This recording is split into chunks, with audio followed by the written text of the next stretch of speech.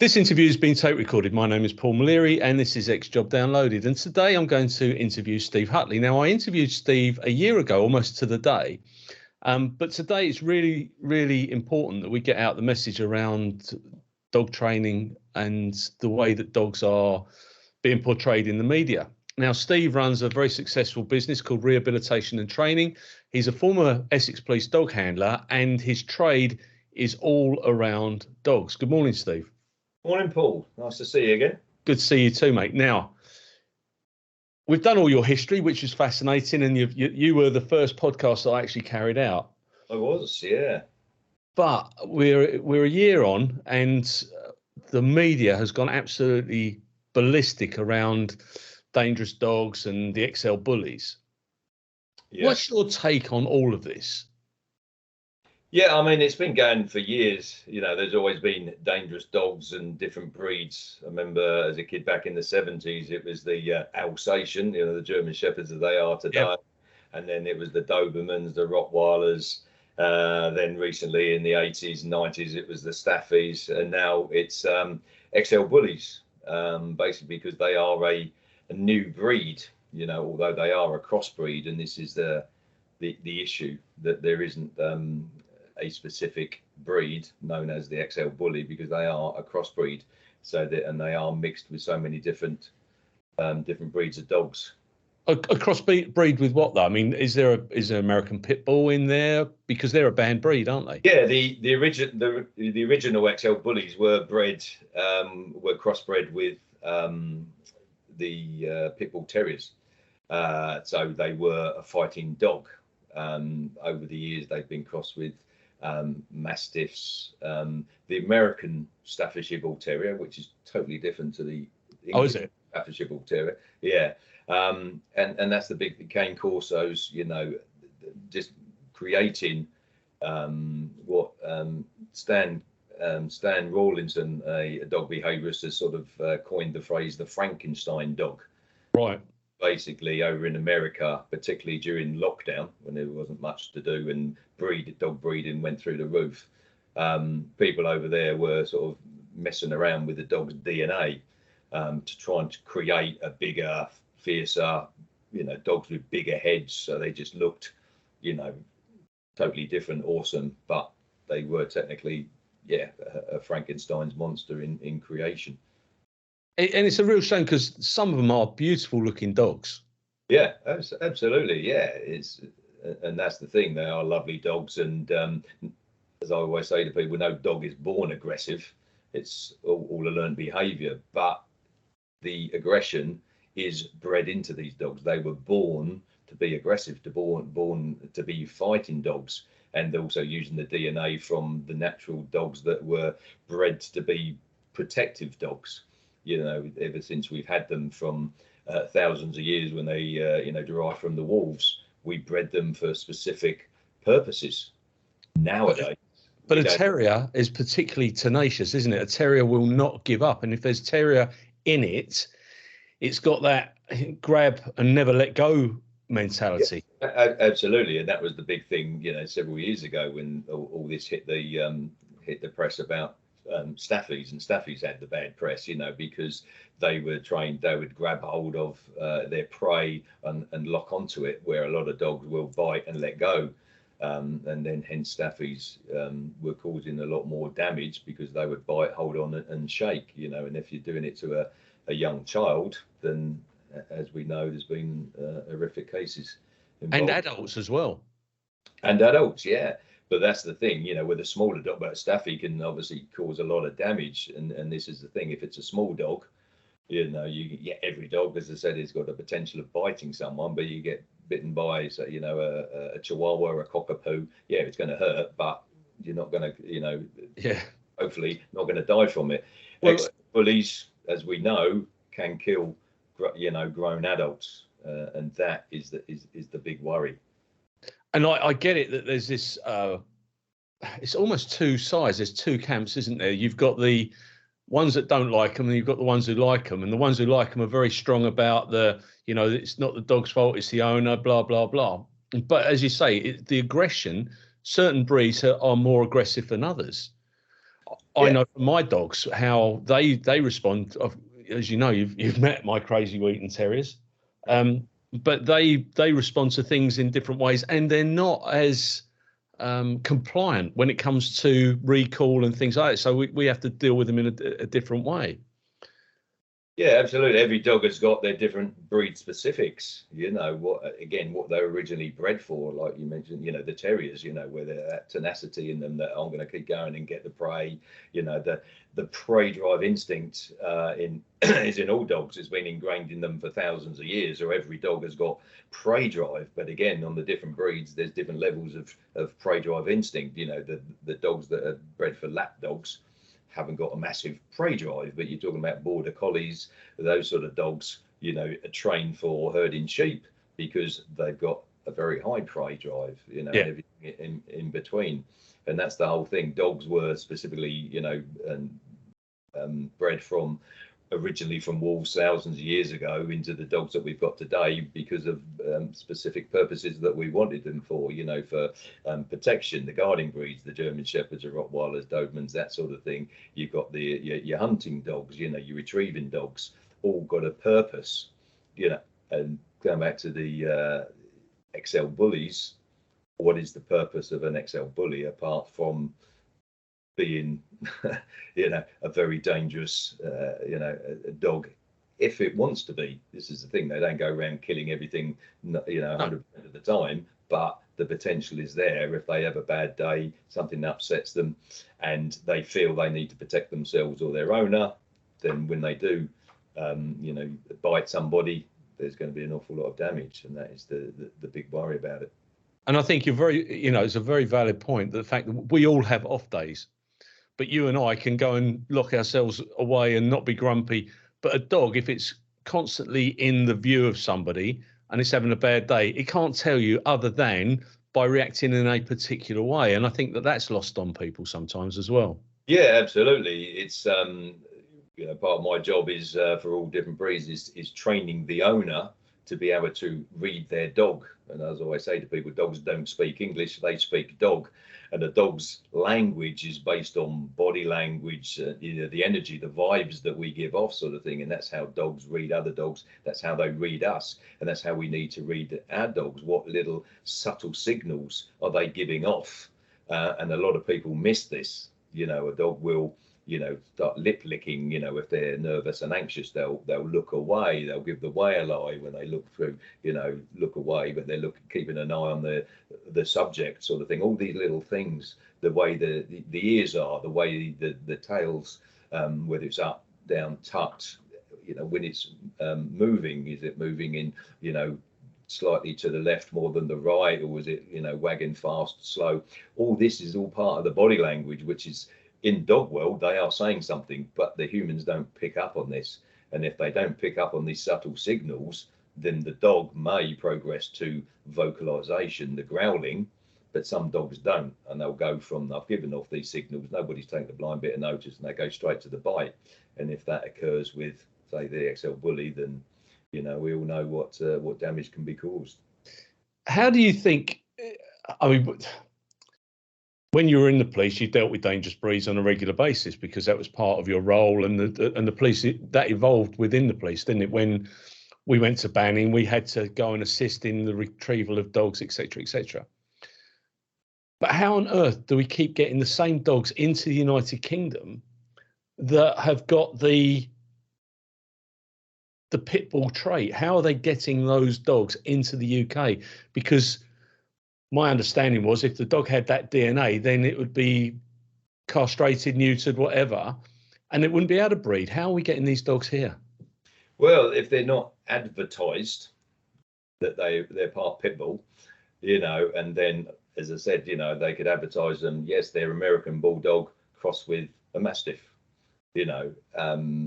how would you know unless you did a DNA test?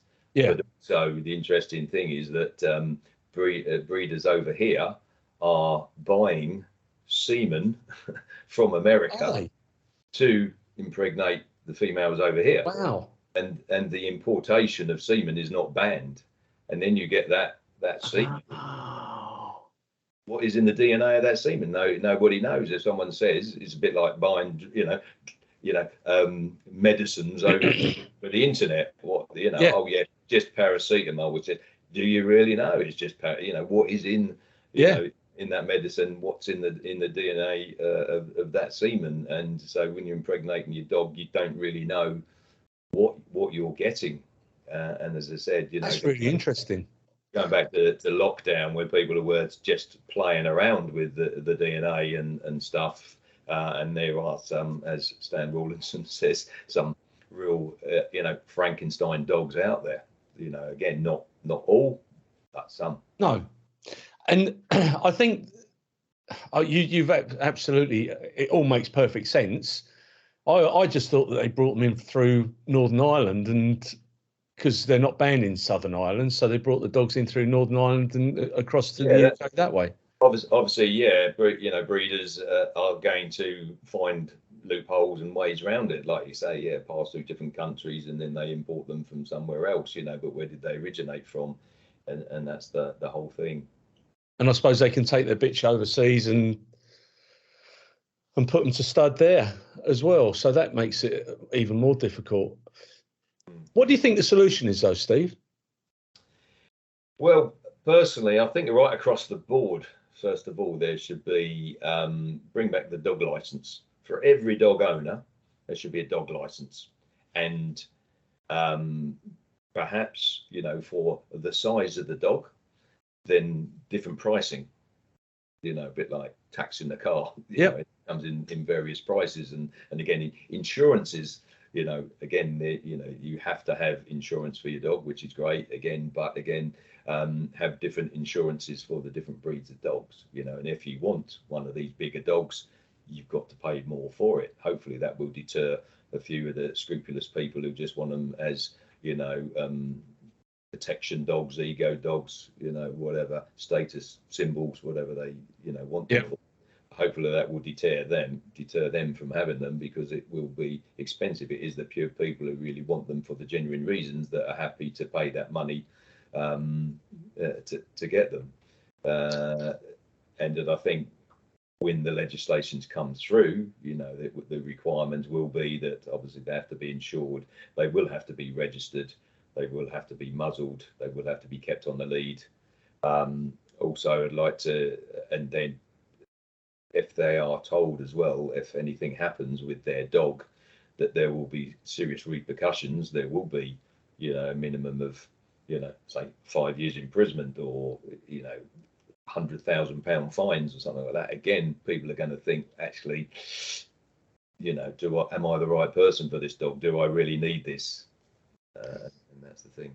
Do you think because the police have stepped back from the way that they deal with dogs, they no longer take strays in, they don't have that interaction, it's all left to the local authorities.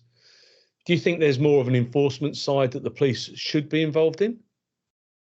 I think purely for the registration and legislation of them, so we know who has got these dogs. It's the same if you wanted to have a pet lion. You've got to be, you can have them, but you've got to be registered. You've got to have the licensing, the proper licensing, and they got to know where you are, what facilities you're keeping them in, and it should be the same for these potentially dangerous dogs, because they are potentially wild animals. Oh, that's really interesting, because it's like you say, if they're chipped, which every dog should be chipped. Yeah.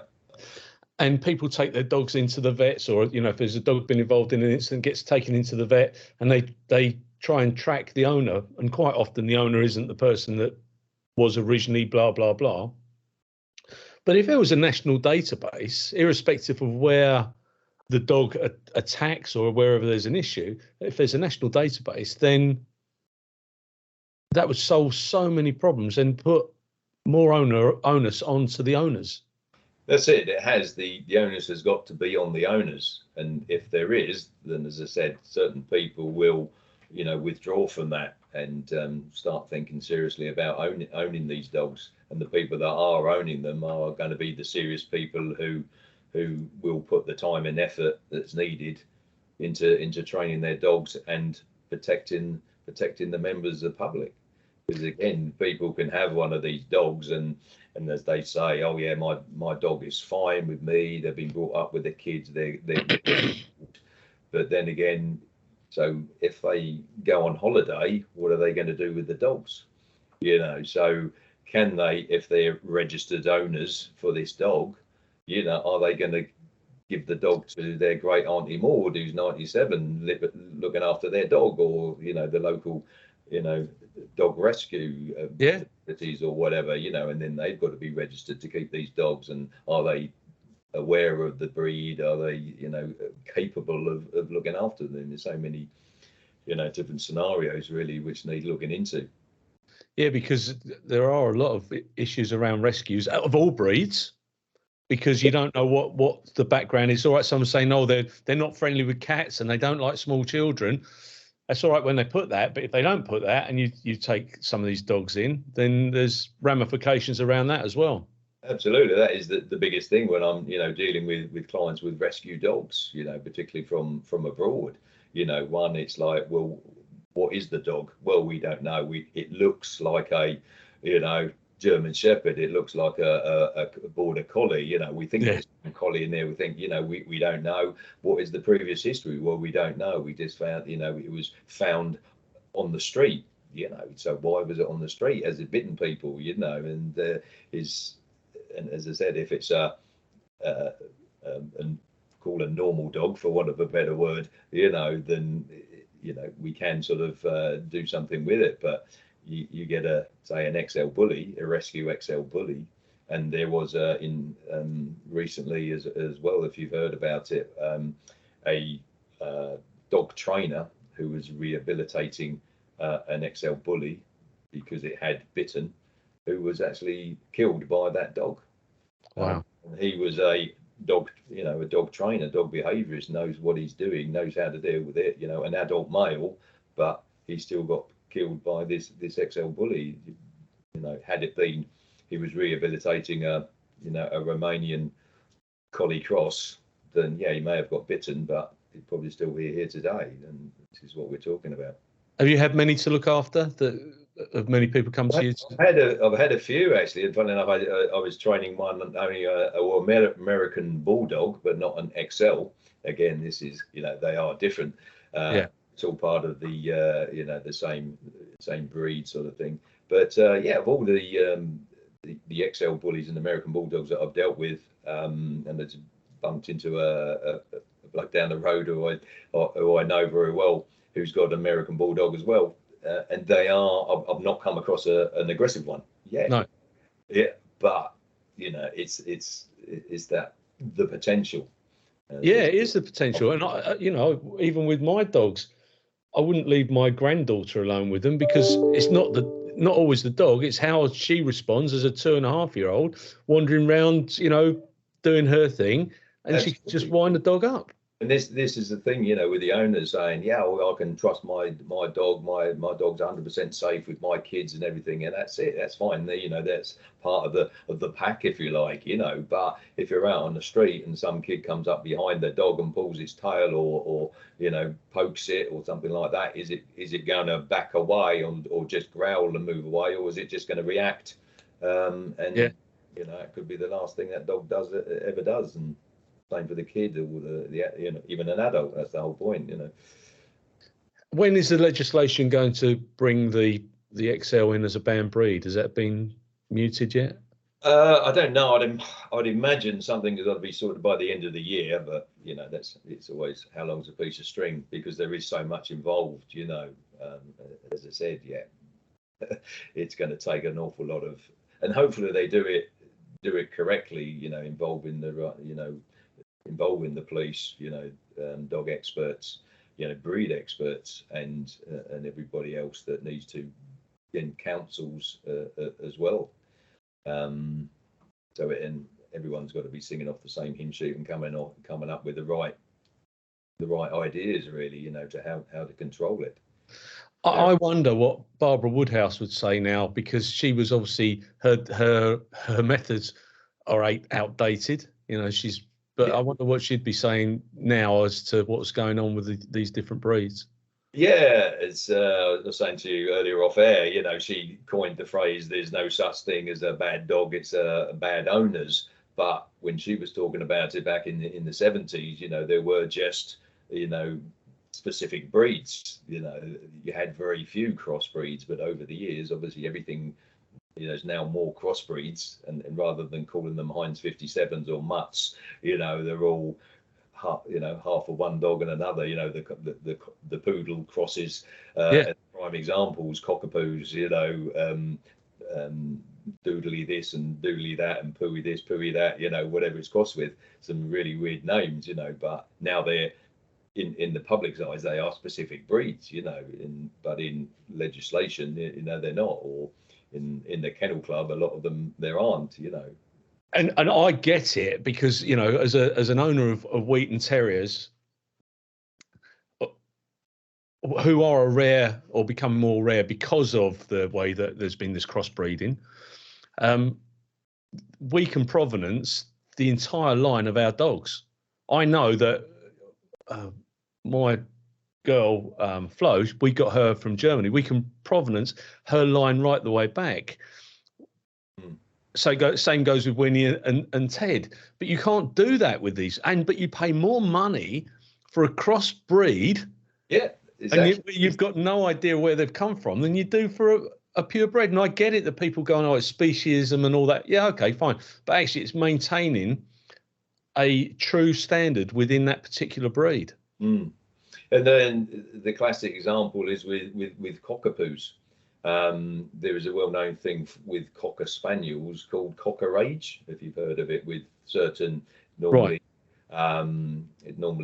one colour dogs. I like, red particularly, or brown rather than sort of mottled colours. But because they are being bred with poodles, we are finding, more and more cockapoos are getting this cocker age because of the percentage of cocker spaniel in that dog. And I have had experience with a dog that did have a cockapoo that had cocker age and would just bite willy-nilly for no reason at all. Really? They had to be put down because of it, because of its basically neurological. The problems were neurological, not behavioural. Which was a shame. But my clients did everything they possibly could with my assistance to turn that dog around, but it would just bite for no reason at all because of this cocker age. And now because they're crossbreeding that into other dogs, it's like a virus. It can go out, go to anything really. And this is, as I said, the same with XL Bullies. As I said, what's their DNA, and where does it stop, sort of thing. But the difference is just in the pure size of the dogs. In the last year, there's been six deaths, all related to XL Bullies, which is a ridiculous statistic. Is there any other breed that's comparable? Has there been other issues with other breeds? Have other people died by, a Chihuahua's gone for somebody's jugular? Well, yeah, obviously, children are being bitten all the time. Yeah. By their family dogs and pet dogs and stuff like that. But because of, if they get bitten by a Chihuahua, as I said earlier, the chances of someone dying, unless it's a really young baby, is very, very, very slim. Yeah. But basically a large breed dog can kill anything. But yes, should we ban all large dogs? But you're talking about your German Shepherds, your Rottweilers and stuff like that. The percentage of deaths occurred by them is very, very small. But yes, over the years, if you've looked into it, yes, there would be an example of someone dying from being attacked from their dog. But the XL Bullies, as I said, they were bred to be fierce. It's in their DNA. They are a ticking time bomb, basically. And I always use the analogy of like hand grenades, if you like. The Chihuahua, it's got teeth. It can hurt, if it goes off. But that's a very small hand grenade, and the chance and the pin in the hand grenade is not likely to come out. But if it does, and it goes off, it'll cause damage, but hopefully no one's going to die from it. Go through the different breeds of dogs, you get up to the XL Bully, which is a massive hand grenade, but the pin is very, very loose. And the potential of that pin falling out and it going off is, quite big. In the right hands, people with military experience and people that know how to handle these big hand grenades will make sure it's in a secure box and it's not left on the table to be knocked off. It's put in a secure cabinet, pretty much like firearms, But if that hand grenade got left out, in the wrong, I'll just leave it on the table for now and I'll come back and put it away. And then some kid comes in and takes it out of the box and the hand grenade, the pin falls out of the hand grenade, then the explosion is going to be catastrophic. Steve, your explanation has been insightful as ever. Thank you so much for today. I'm going to put all your links into the body of the podcast. You're there to help people. You're contactable. Everything will be there, and you're available as and when people need your assistance. Yeah, absolutely. Yeah, people can contact me directly through my website, and travel throughout the whole of the UK. So wherever you are, whatever your problem, give me a shout. Thank you very much. And as I say to everybody, have you got anything you'd like to add, alter, or correct about today's interview? I think I'm happy so far. Thanks so much for listening to this podcast. Is Steve right or is Steve wrong? If you think you've got a better view or an opinion that you'd like to share with everybody in relation to this subject, please feel free to contact me on the email shown above. Thanks ever so much. Take care, and I'll speak to you all soon.